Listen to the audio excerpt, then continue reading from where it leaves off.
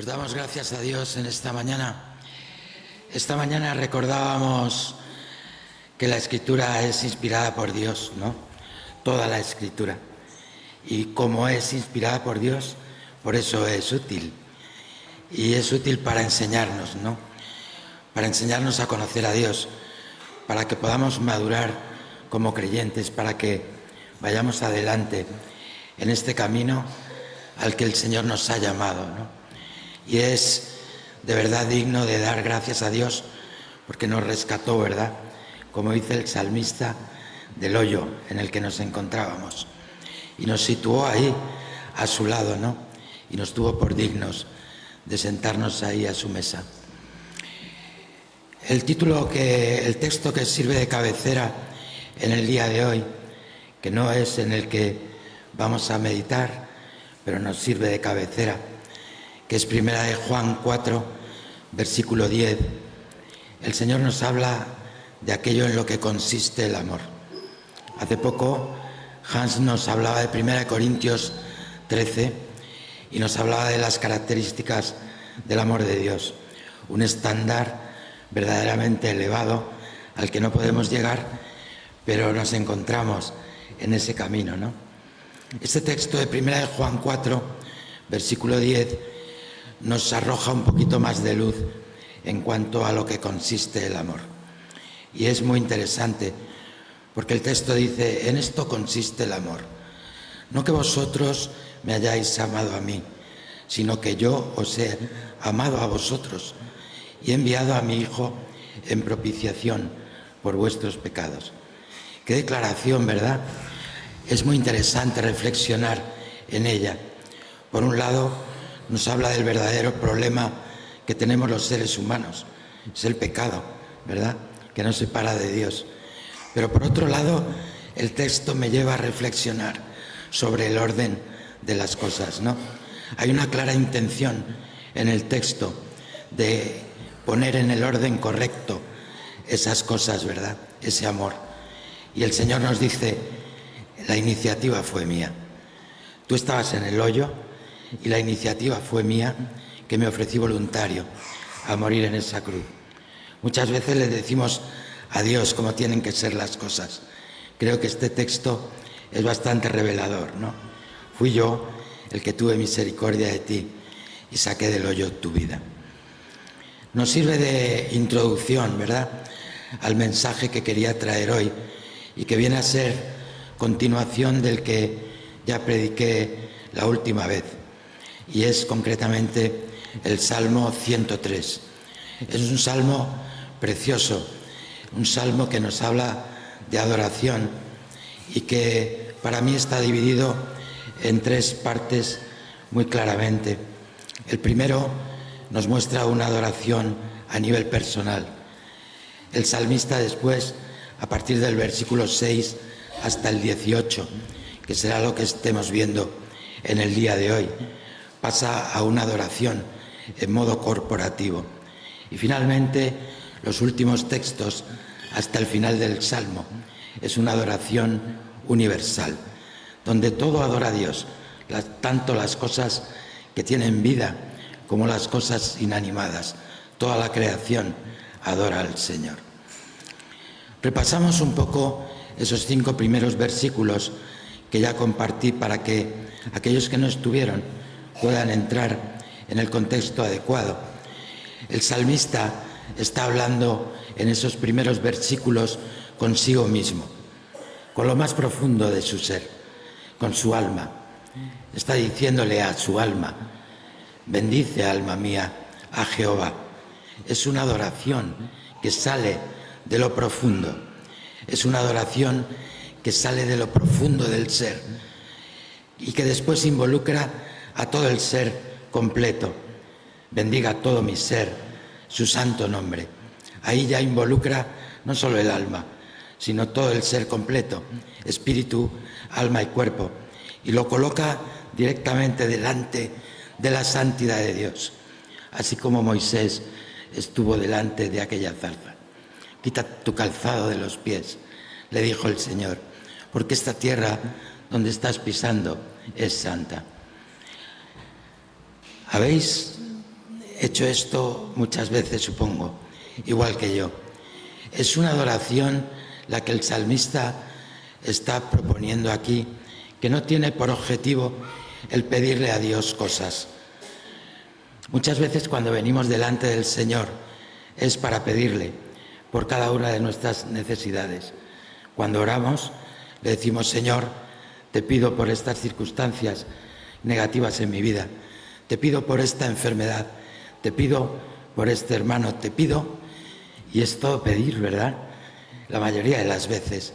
Pero el salmista no se está enfocando ahí, se está enfocando en una adoración que sale de lo profundo del alma y que no tiene por objetivo ninguna petición, simplemente adorar. Qué maravilloso es esto, ¿verdad? Tú te pones delante del Señor cuando dice el Señor: tú, cuando ores, entra en tu cuarto y ora en lo secreto. Y no le pides nada al Señor, sino que abres tu corazón y te derramas en adoración delante de Él. Bendice, alma mía, a Jehová, y no olvides ninguno de sus beneficios. Gratitud, ¿verdad? Gratitud. Y recordar todo lo que el Señor ha hecho por nosotros. En Lucas 17, 10 leprosos fueron sanados y solo el samaritano volvió a expresar esa gratitud. Las palabras del Señor fueron: ¿no erais 10? ¿Dónde están los otros 9? No hubo quien diera la gloria a Dios, salvo este extranjero. Qué terrible, ¿no? Que no nos ocurra nunca, hermanos, de perder de vista este tipo de adoración, recordando que el Señor nos ha dado tantos y tan grandes beneficios en nuestra vida. La adoración a Dios, como dijo Jesús a ese leproso, tiene que ver con entregarle la gloria por todo lo que Él es y por todo lo que ha hecho en nuestras vidas. Fijaros que en esos 5 primeros versículos el salmista ofrece una lista de esos beneficios que podemos considerar un resumen. ¿Y con qué lo encabeza? Con lo que él considera sin duda como lo principal. Él perdonó todas mis iniquidades. Hans decía, bueno, podemos decir transgresiones esta mañana, ¿verdad? Quizá alguien iniquidades no lo entienda. Bueno, nuestros pecados, eso sí lo entendemos, ¿no? Él perdonó todos nuestros pecados. El salmista lo pone lo primero. Él sanó todas mis dolencias, y la palabra todas se vuelve a repetir repetitivamente. Él sacó del hoyo mi vida, Él me coronó de favores, me rejuveneció, me dio nuevas fuerzas como al águila. Qué adoración personal tan bonita, ¿verdad? Para practicarla. Cuando yo he entrado en mi cuarto y he hecho una adoración de este tipo, sin necesidad de llegar delante de Dios para pedirle y pedirle más y más cosas, parece que sales de tu cuarto volando, ¿no? ¿Os ha ocurrido? Yo no siento el cuerpo, porque en la presencia de Dios es verdad que hay plenitud de gozo en una adoración de este tipo. El salmista, y ahí vamos a entrar en el grueso del Salmo 103 para esta mañana, cambia de tercio. Aquí sabe el pastor lo que es eso, cambiar de tercio, y pasa de una adoración personal a una adoración corporativa. ¿Por qué lo digo? Porque está claro en el texto que involucra a toda la nación de Israel. ¿Tenemos el derecho de apropiarnos eso para la Iglesia? Por supuesto, porque la Escritura misma nos autoriza, porque dice: ya no hay judío ni griego, ya no hay esclavo ni libre. Ahora somos, de alguna manera, el Israel espiritual, un solo cuerpo en Cristo, la Iglesia.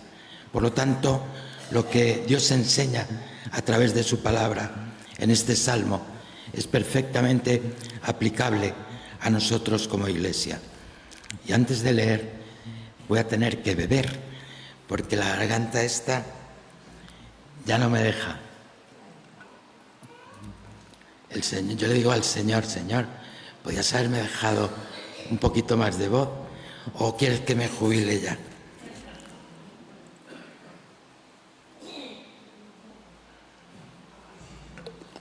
Salmo 103, versículos 6 al 18. Tengo una versión de las Américas, por eso a lo mejor veis algún cambio con respecto a Reina Valera. El Señor es el que hace justicia y juicios a favor de todos los oprimidos. A Moisés dio a conocer sus caminos y a los israelitas sus obras. Compasivo y clemente es el Señor, lento para la ira y grande en misericordia. No luchará con nosotros para siempre, ni para siempre guardará su enojo. No nos ha tratado según nuestros pecados, ni nos ha pagado conforme a nuestras iniquidades. Porque como están de altos los cielos sobre la tierra, así es de grande su misericordia para los que le temen. Como está de lejos el oriente del occidente, así alejó de nosotros nuestras transgresiones.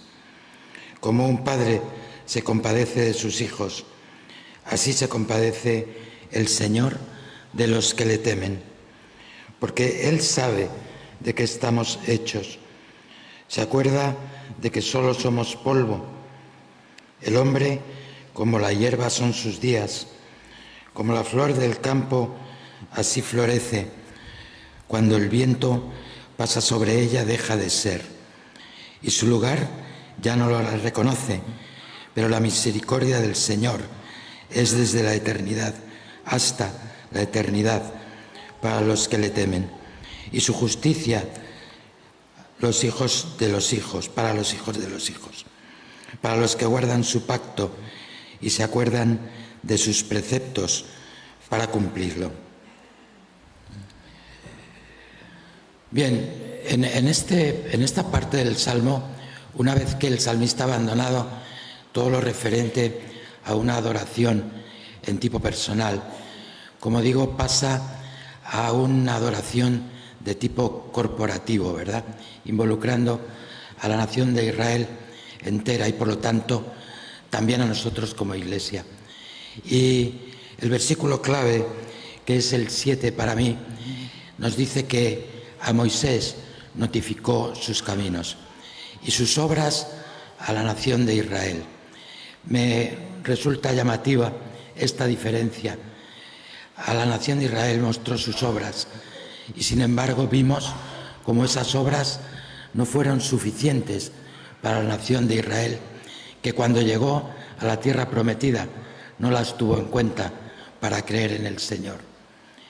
Por lo tanto, vemos que las obras pueden ser, en cierto modo, engañosas, ¿verdad?, si nos fiamos en nuestro caminar cristiano solamente en las obras.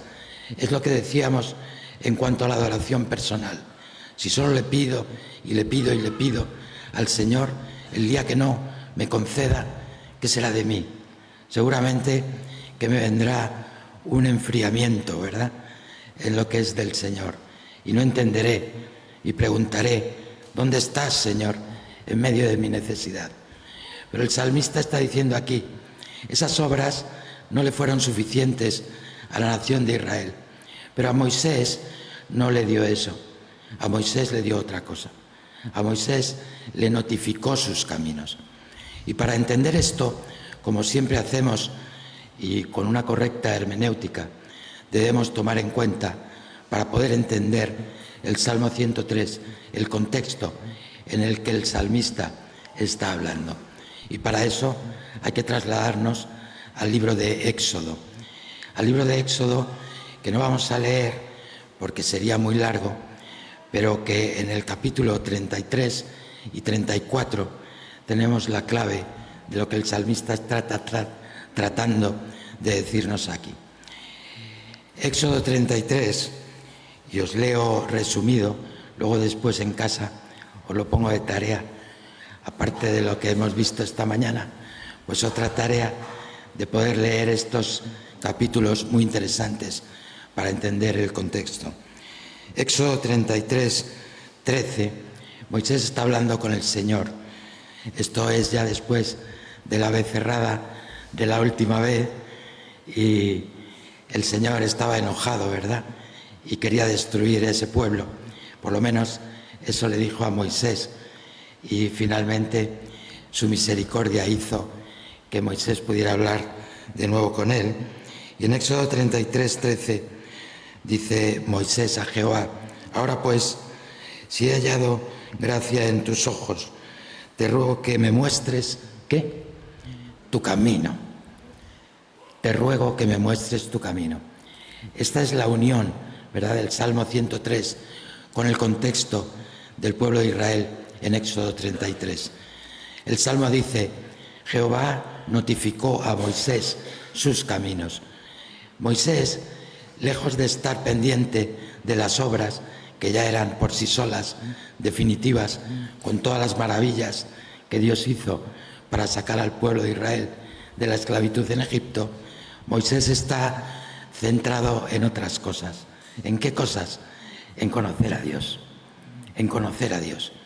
Al fin y al cabo, nosotros tenemos que tener este mismo sentir. Hermanos, muchas veces queremos empezar la casa por el tejado y nos liamos a hacer obras y obras y obras y caemos en el activismo cuando todavía no hemos establecido un cimiento sólido como creyentes, que consiste simple y llanamente en que el Señor impregne nuestro ser, nuestra alma y todo nuestro ser de sus caminos, sus fundamentos, el conocerle a Él. Las obras vendrán después como consecuencia. Y esos caminos que el Señor le mostró a Moisés son dos caminos muy específicos que el salmista nos ha hecho ver en los versículos 6 y 8, y son su justicia y su misericordia. Su justicia y su misericordia. Esos mismos caminos, cuando Moisés habló con Jehová y le dijo: Señor, te ruego que me muestres tu camino.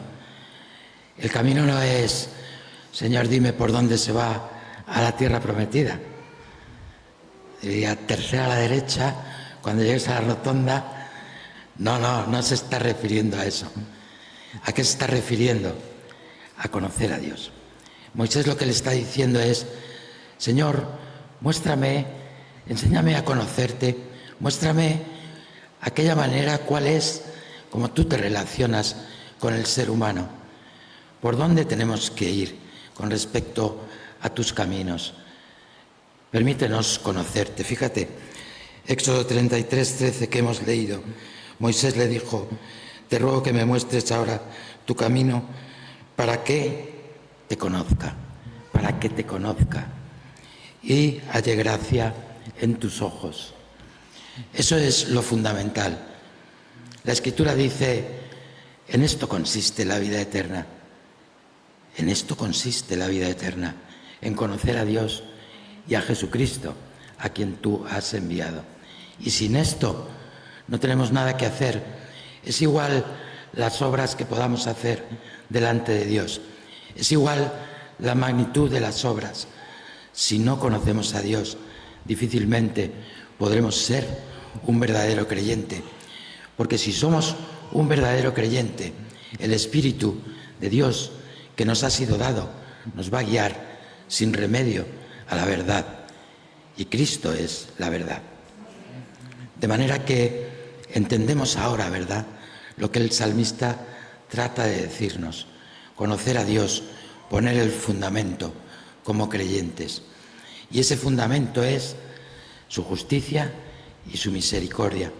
Quiero llamar vuestra atención a que los atributos que conforman el carácter de Dios son innumerables, pero el salmista nos habla de estos dos.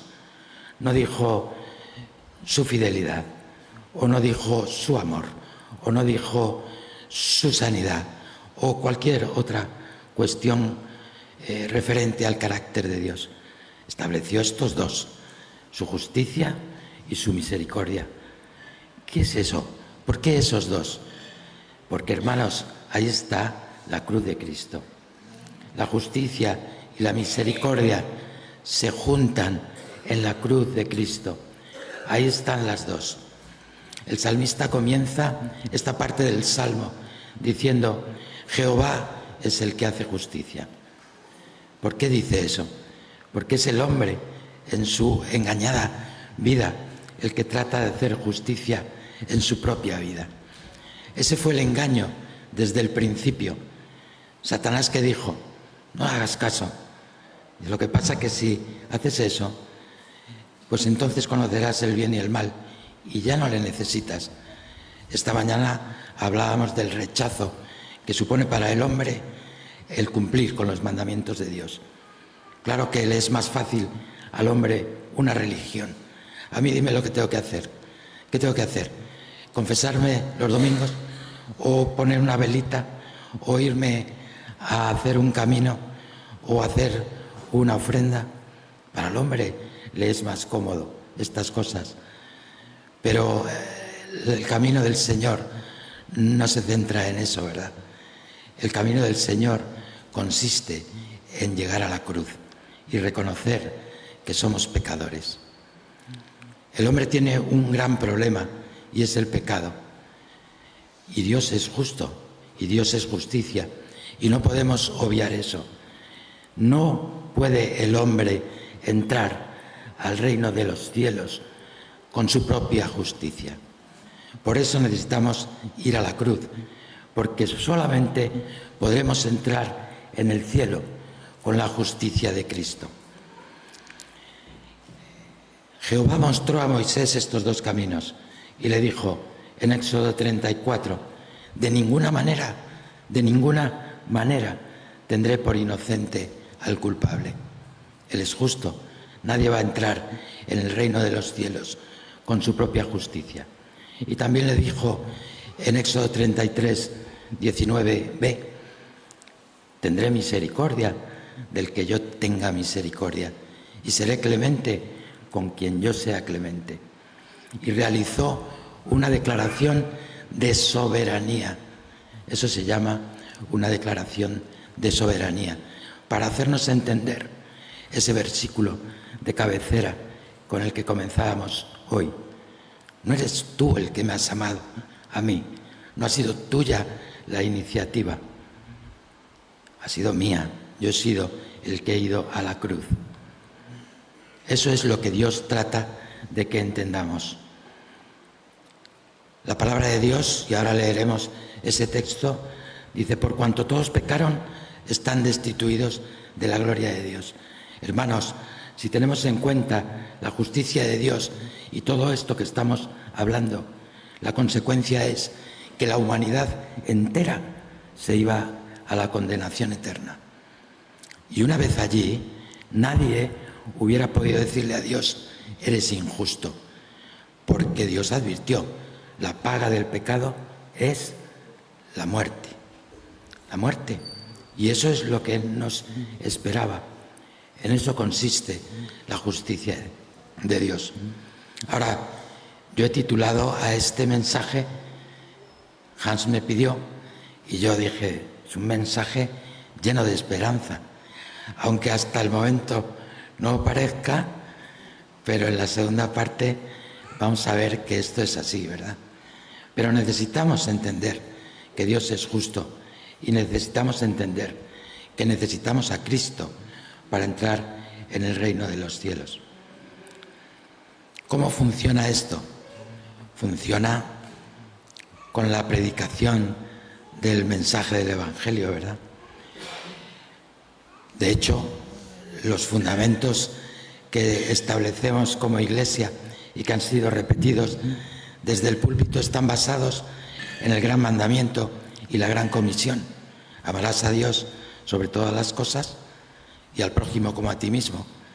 Y con esto queda cumplida toda la ley.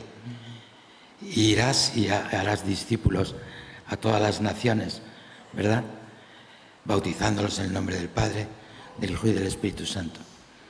Esta es nuestra labor como creyentes. Ahora, necesitamos entender que la palabra de Dios dice que el estado del hombre, por causa del pecado, está destituido de la gloria de Dios. Estamos muertos en delitos y pecados. Y un muerto no tiene iniciativas, ¿verdad? De ahí el texto de esta mañana. No tiene iniciativas. Romanos nos lo deja muy claro. Romanos capítulos del 1 al 3 va increciendo hasta en el 3 llegar al clímax, donde dice, no hay quien busque a Dios. No hay ni siquiera uno. Porque el ser humano está convencido en su corazón de su propia justicia y no de la justicia de Dios.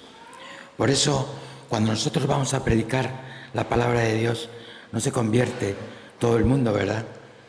Tú predicas la palabra de Dios a mucha gente, pero no todos se convierten algunos. ¿Quiénes se convierten? Aquellos a los que el Señor envía su Espíritu Santo, que hace una labor de convicción, tanto de pecado como de justicia, como de juicio. Es muy bonita la palabra en Isaías 55:11. Así será mi palabra que sale de mi boca. Hará lo que yo quiero, hará lo que yo quiero y la haré prosperar en todo aquello para lo que la envié. De manera que somos privilegiados por poder ser usados como instrumentos para compartir con las personas este mensaje de salvación que necesitan de la justicia de Cristo. Pero el Espíritu Santo irá y esa semilla que se depositó en ese corazón cobrará vida. Del que quiere tiene misericordia y del que se quiere compadecer, compadece. El autor de Romanos, en el capítulo 9, vuelve a recordar esto. Y recordó, el Señor le dijo a Moisés estas cosas. Así que, Hans, así que al grano. Resumen, ¿qué es lo importante? No es del que quiere la salvación, ni del que corre, sino de Dios, que tiene misericordia. Romanos 9. Así que el salmista está muy interesado en que entendamos estas cosas porque constituye el cimiento para cualquiera de nosotros. Antes de liarnos a hacer obras sin sentido, primero tenemos que conocer a Dios. Primero tenemos que ser capaces de tener una adoración personal, reconociendo que Dios es el Señor de nuestras vidas y rindiendo nuestras vidas a los pies de Cristo. Pablo lo decía en Gálatas 2:20, ahora ya no vivo yo, ahora todo lo que vivo es porque Cristo vive en mí, ¿verdad? Y todo lo que hago, lo hago en la fe del Hijo de Dios.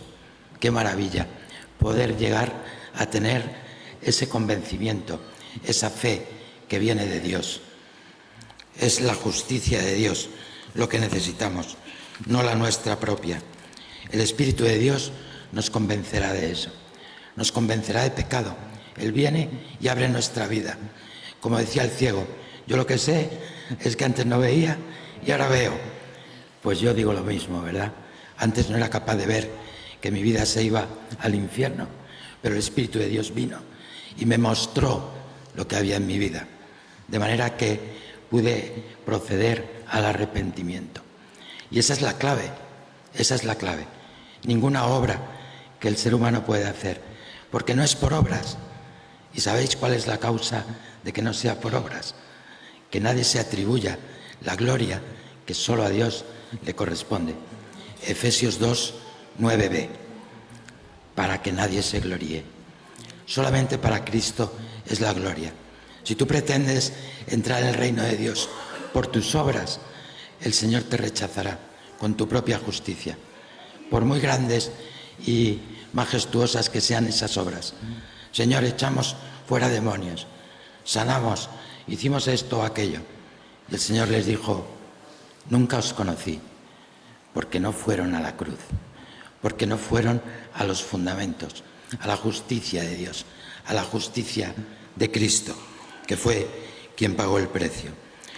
Romanos 3, 23-24 dice: por cuanto todos pecaron, están destituidos de la gloria de Dios, siendo justificados gratuitamente por su gracia, mediante la redención que es en Cristo Jesús.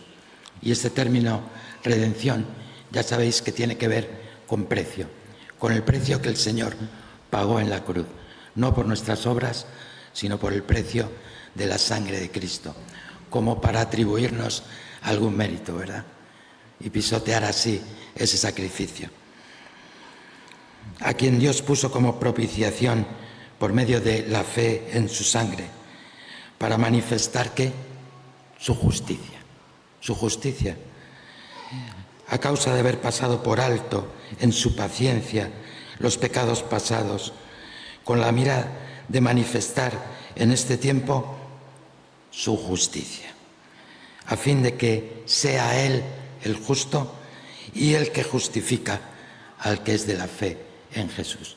Él es el justo, Él es el que justifica. Solamente en Cristo, como cantamos, solamente en Él hay salvación. Gracias al Espíritu de Dios, que nos convence de estas cosas, no solo de pecado, sino de la justicia de Cristo, fue suficiente para calmar la ira de Dios.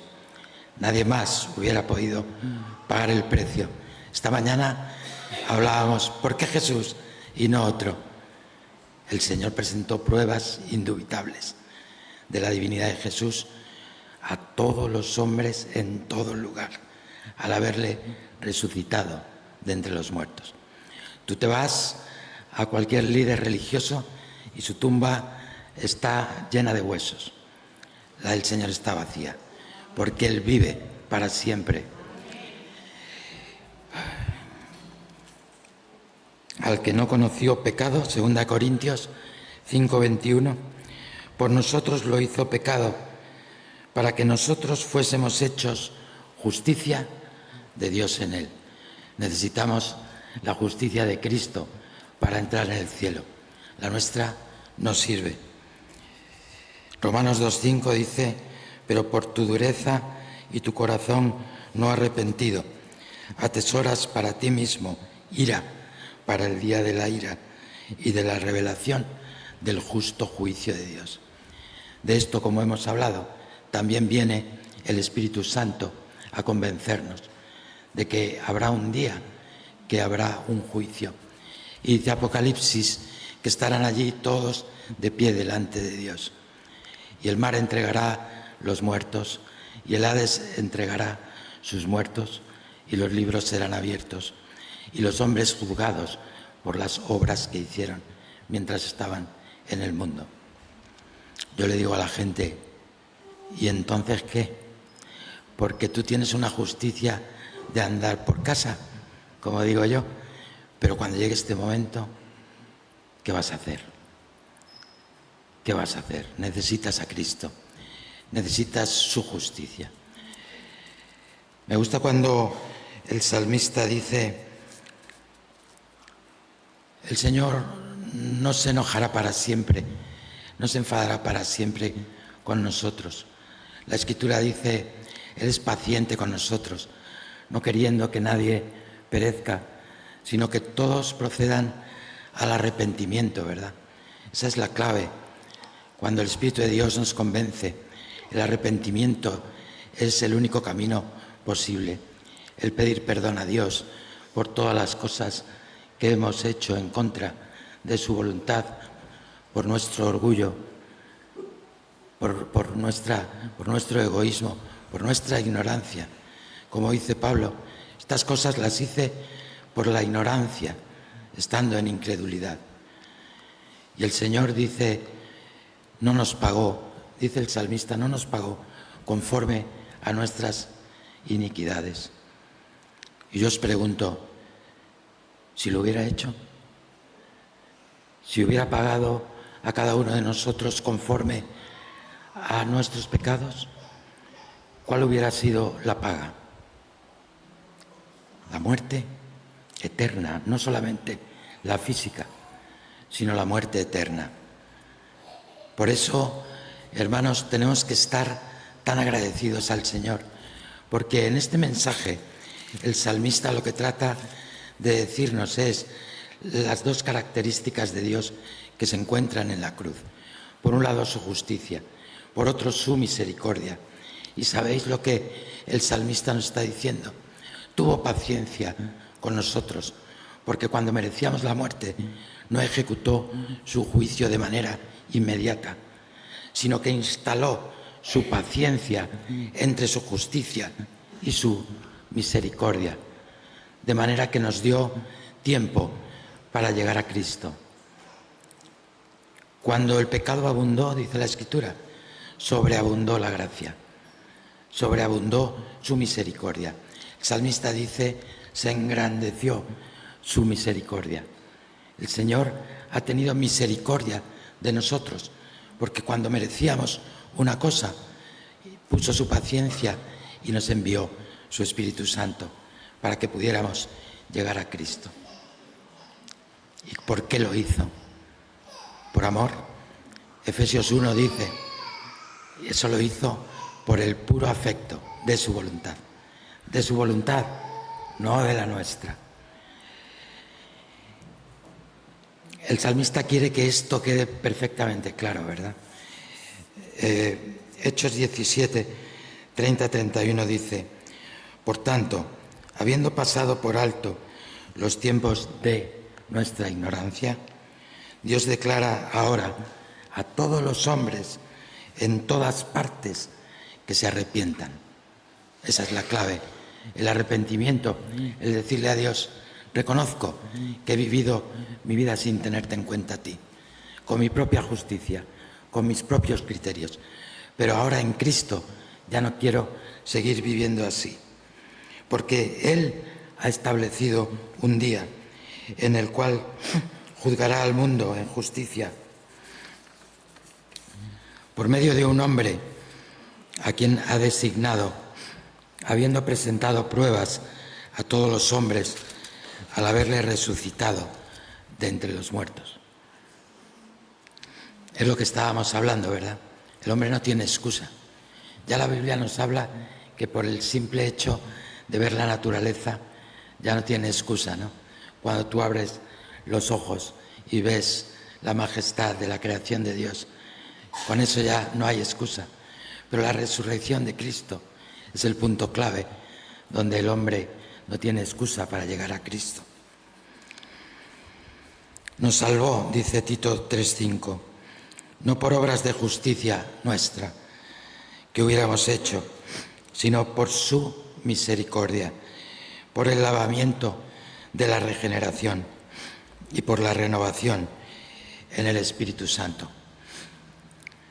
El Espíritu Santo, como dice este texto en Tito, hizo una obra de regeneración en nosotros, una obra que ya estaba profetizada en el Antiguo Testamento.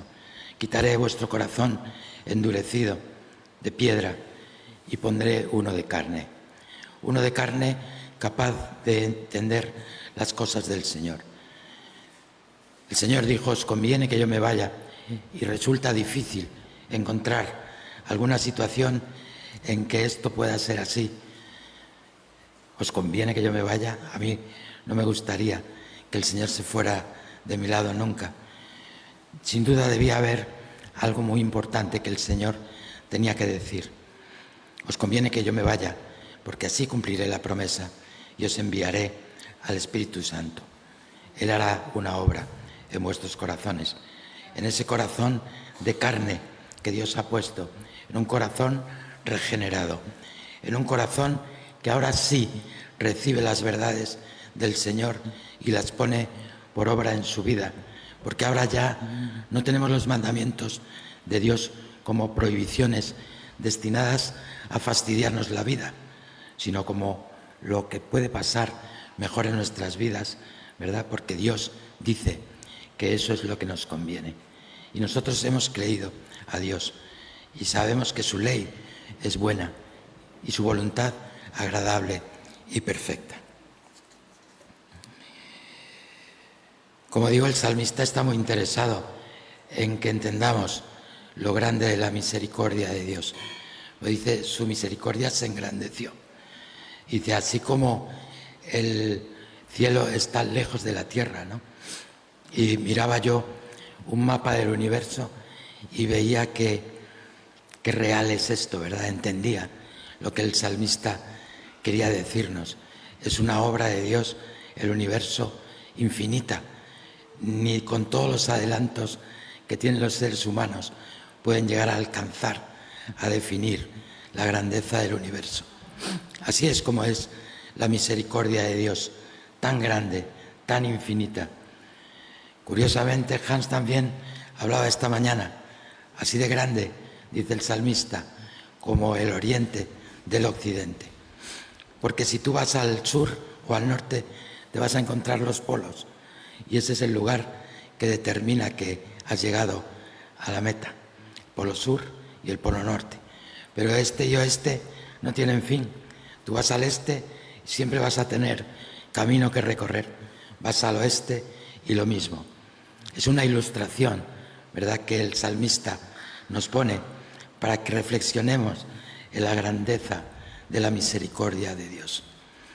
Y es así, esa misericordia, que termina definiendo como una misericordia que es desde la eternidad hasta la eternidad, que es eterna.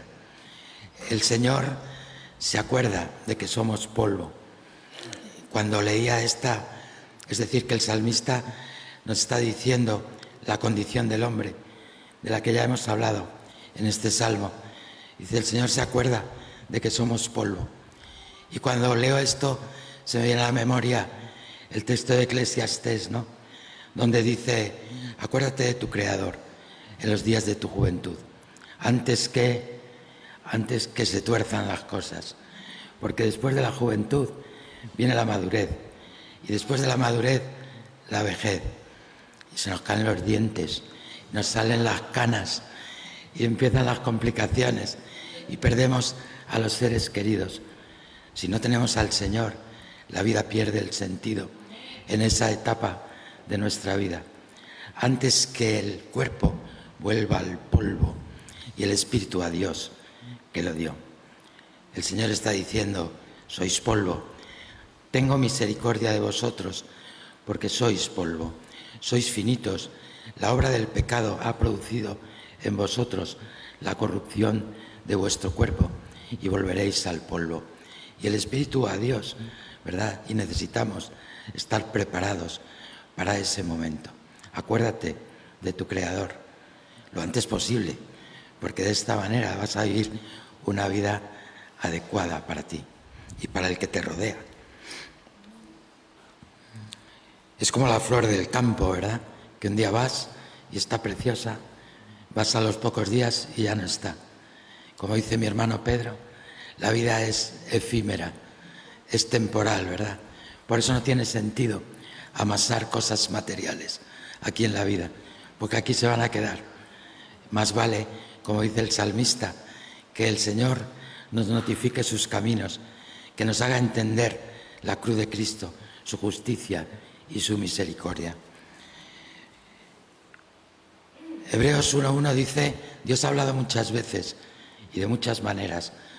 Antiguamente a través de los profetas no hacía nada el Señor sin comunicárselo a sus siervos.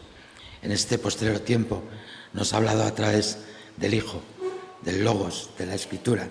El Espíritu de Dios ilumina esos textos, ¿verdad? Pero desde el Antiguo Testamento, como habéis visto en Éxodo, la cruz de Cristo está presente. Esto para todos aquellos que digan que no se habló de Jesús en el Antiguo Testamento. Miqueas 6 lo utilizo como texto de despedida, versículos 6 al 8, dice, ¿con qué me presentaré ante Jehová y adoraré al Dios Altísimo? Cada uno responda, ¿verdad?, a esta pregunta. Me presentaré ante Él con holocaustos, con becerros de un año. Era la ley, ¿no? ¿Quién hubiera podido recriminarle nada a alguien que hiciera eso? Se agradará Jehová de millares de carneros, o de 10.000 arroyos de aceite? ¿Daré mi primogénito por mi rebelión, el fruto de mis entrañas por el pecado de mi alma? Y fijaros lo que dice ahora. Oh hombre, Él, el Señor, te ha declarado lo que es bueno y lo que pide Jehová de ti. Solamente hacer justicia de Cristo y amar la misericordia. La justicia y la misericordia, la cruz de Cristo. Y humillarte, arrepentirte para andar delante de tu Dios. El Señor nos amó. Es un mensaje lleno de esperanza para cada uno de nosotros que no recibimos el pago por nuestros pecados que merecíamos, sino que la misericordia de Dios se engrandeció sobremanera al punto de que nos sacó del hoyo, como dice el salmista, de que nos cubrió de beneficios, de que todo nuestro ser puede llegar delante de su trono de gracia para obtener el oportuno socorro en sus tiempos perfectos. Y todo esto es por su gracia, no por nuestros méritos. Así que le agradecemos al Señor toda su obra y le damos a Él, como no puede ser de otra forma, toda la gloria, toda nuestra adoración, porque Él es el único digno de recibirla. Amén.